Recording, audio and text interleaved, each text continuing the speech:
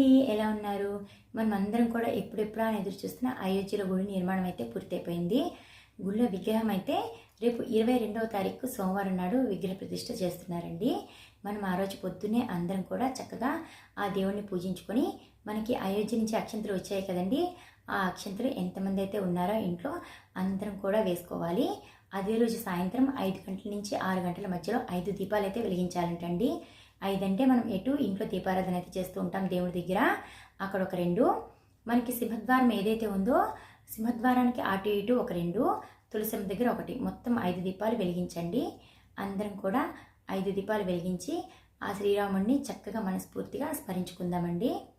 వీలైతే మనం ఈ విగ్రహ ప్రతిష్ఠ తర్వాత అందరం కలిసి మనకి ఎప్పుడు వీలైతే, ఎప్పుడు వీలు కుదిరితే అప్పుడు మనం ఒకసారి అయోధ్య వెళ్ళి ఆ రాముల వారిని దర్శించుకుందాము. ఓకే అండి, బాయ్ అండి, జై శ్రీరామ్.